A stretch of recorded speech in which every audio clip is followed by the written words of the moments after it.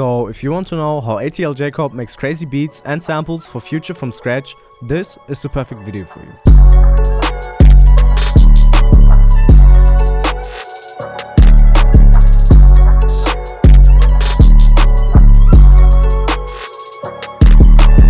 Yo guys, what's up and welcome to another tutorial. Today I'm going to show you how ATL Jacob makes crazy samples and beats from scratch for Future. So first of all, I will show you all the sample. Then after that, I will break down every individual pattern and show you how I made these patterns and what techniques I used. And then after that, I will show you how I mix these individual sounds, so what I have on my effect chains. And then I will show you how I made a beat to the sample, which y'all have already heard. And I can tell y'all that I just used sounds from my Stash Volume 4, which is the Stash 2023, which has just high quality sounds, 20 perk loops that I made by myself, and several sounds. It has over 220 sounds, so y'all make sure to get that right now. And if you bought the kit, please DM me on Instagram and I will send you a 15 pack of samples for free. So basically just send the receipt and I will send y'all the samples. I would really appreciate that. And please don't forget to leave a like and to subscribe to the channel. And please let me know in the comments if y'all like this beat. I would really appreciate that. And with that being said, yeah guys, let's go. So I started off with the Contact Factory library and I used the music box preset. I just played with the decay because it was a bit too long, but that's really all I did. And then I laid down this pretty simple pattern. As you can see, it's just those notes where I just have some triplets right here and then left the space open and then some triplets again. And then I just copied everything, pressed shift and left mouse button and then control and the arrow up just to copy it up one whole octave. And that's really all I did. As you can see, I didn't strum it, I didn't do anything because the effect chain is really important for this bell, as you will hear in a second. And as you can see, I didn't even randomize the velocities and the finished bell is sounding like this.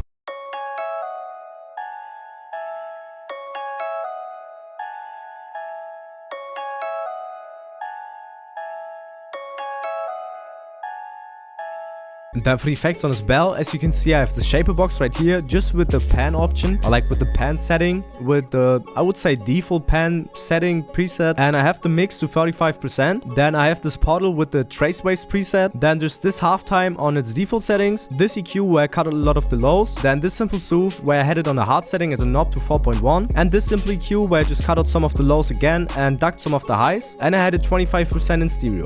Then for the next thing, I used the 44 guitar, which is called God's Work, and I pitch it down by 12 and then I put the mode to stretch because when you like move it around, the time signature changes, so it basically gets faster or slower, depends on which note you put in. So I just put stretch on it, laid down this pretty simple pattern. As you can see, it's basically just to fill out some frequencies. I didn't randomize the velocities and the finished guitar pattern is sounding like this.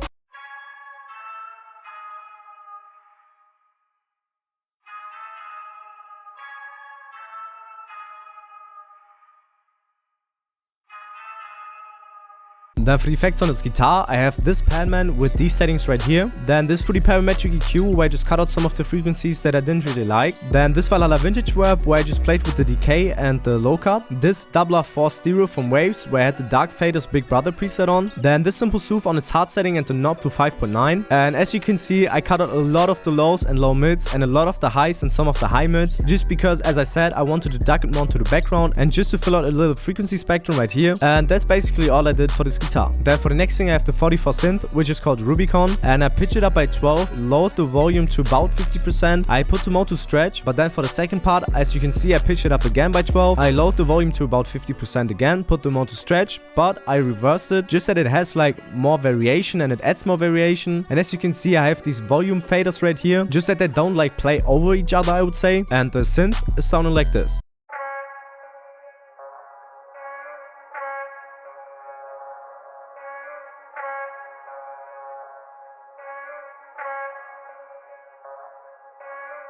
And for the effects on the synth, I have this soothe on its hard setting at the knob to 5.1. Then this portal with the trace waves preset again. Then again this basic halftime. This Valhalla Vintage Verb where I tweaked the mix, the decay and the low cut. And this EQ where I just cut out a lot of the lows and low mids and some of the highs. Then after that I added this 44 perk loop, which is called Shoe or Show, which was an 88 BPM, so I just time stretched it and that's all I did. I just put some effects on there, which I will show you after I showed this perk loop. And as you can see, I turned the volume up by 2.5 decibels and that's all I did. And the finished perk loop is sounding like this.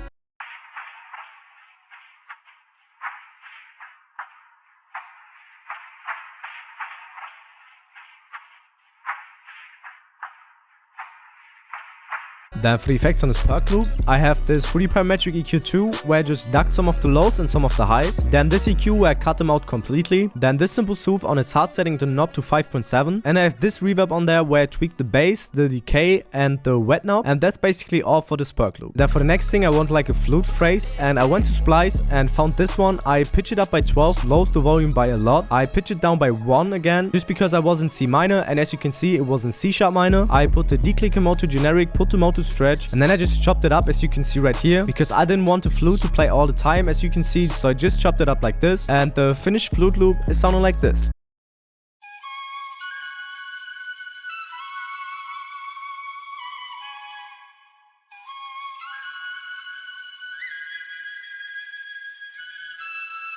Then for effects on this flute, I have this RC20 with the vinyl 1 preset. I just turned off everything besides the wobble and the EQ. Then this fresh air where I had the mid air to 19% and the high air to 32%. Then this Valhalla vintage verb where I tweaked the mix, the decay and the low cut. This simple soothe which I had on a soft setting and the knob to 2.0. Then this EQ where I just cut out a lot of the lows and low mids and some of the mids, and I ducked one frequency that was too harsh, and I had it 27% in stereo. Then for the bass line, I have this 44 bass violent frame, and as you can see I normalized it. I put the sample start to 1%, played a bit with the length and put the crossfade to 100% just that it keeps playing whenever I have like a long note. And then I laid down this pretty simple bass line which is basically just the root notes from the bell pattern, and I randomized the velocities just to make it sound a little bit more interesting and realistic, and the finished bass line is sounding like this.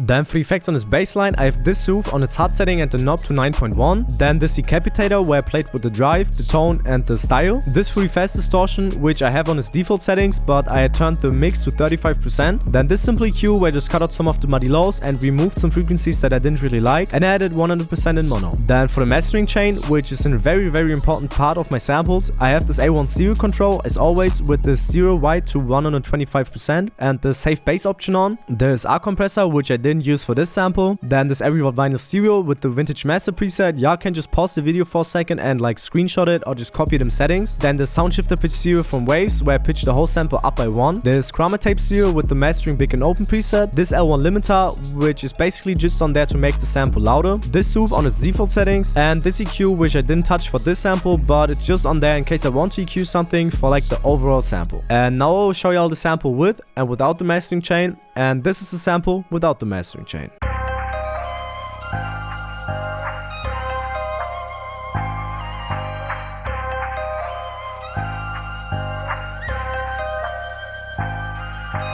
And now this is a sample with the mastering chain.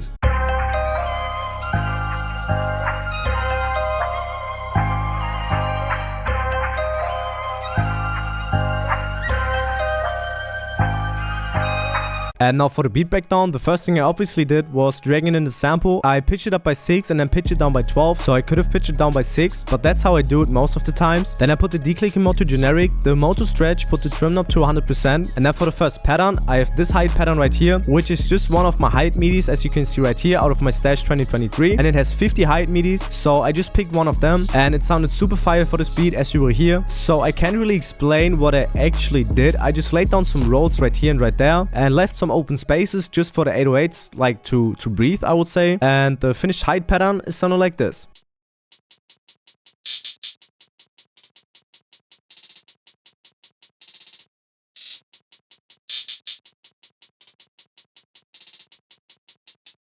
Then for the next thing I used the Luca second snare clap out of this kit again, and all I did was picking this clap and then putting this clap 8 bars MIDI in there. So it's just like the basic clap pattern as you can see. I just pressed Shift and D just to make them notes a little bit bigger, and the finished clap pattern with the hi-hats is sounding like this.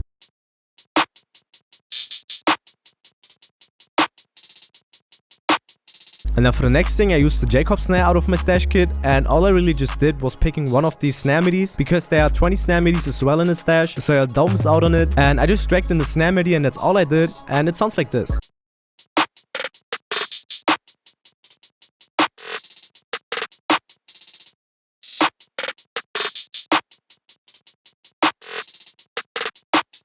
Then for the next thing I used the Rex open head, and I laid down this pretty simple and basic open head pattern on the 1, 3, 5 and 7.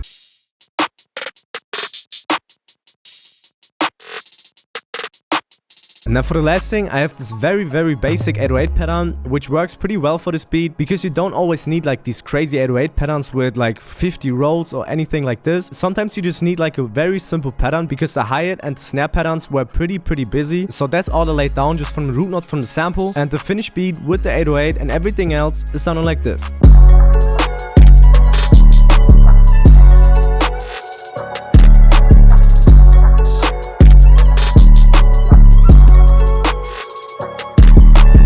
So yeah guys, if you all enjoyed this video, please make sure to leave a like and to subscribe to my channel. It would really mean a lot and it would really help me. And if you all haven't already, please make sure to leave a comment and to check out my stash 2023. The links for that is in the description and in the comments, so please don't forget to check that out. And thank you all for all this crazy support in the last videos. It really means a lot. And please don't forget to leave a comment. And with that being said, yeah guys, see y'all.